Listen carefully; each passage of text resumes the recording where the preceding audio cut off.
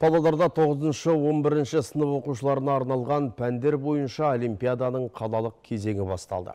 Білім мен біліктілік жарысына 731 оқушы қатысады. Мықтылар арасында топ жарып ең көп ұпай жинағандар облыстық кезеңге жолдама алады. Әріптесім әңгімелейді. Жұмабек Ташенев атындағы жалпы орта білім беру мектебінде өтіп жатқан олимпиада 5 күнге жалғасады. Оған қаланың 40-қа жуық мектебінен ең зеректі оқушылар іріктелді. Білім додасы 2 бағыт бойынша өтеді. Былтырғы уақыттан бері бізде қалалық кезең бір-ақ кезеңде өтіп жатыр.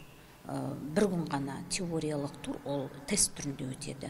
Және де қазір прокторинг деген ол бір оқушы, бір компьютер, бір камера. Бұл ережеге сәйкес, сондықтан да тапсырмаларды біз көре алмаймыз. Ұйымдастырушылар, оқушы отырады, сол кезде логин парольді өзі енгізгенде, сол өзінің пәні бойынша тапсырмалар ашылады, уақыт беріледі, сол тапсырмада жазылып тұрады.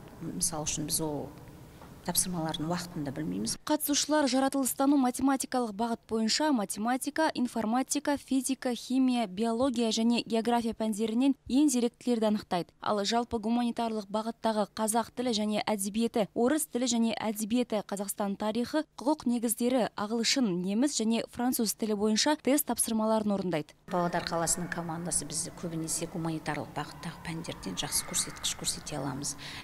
Енді айтылам пәндер бойынша, мысалы үшін қазақ тілі, орыс тілі әдебиетінен, Қазақстан тарихынан жақсы бізде, құқық негіздері пәндерінен. Бүгінгі өткен математика, физикадан ертең апелляция өткізіледі.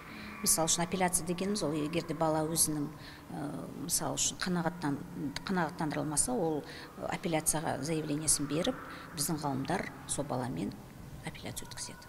Павлодарлық оқушылар жыл сайын жақсы көрсеткішке ие. Республикалық олимпиадада жүлделі орындарды олжалап жүр дейді сарапшылар. Биылда облыс кезеңінен сәтті өткен қатысушылар аймақ намысын республикалық кезеңде қорғайды.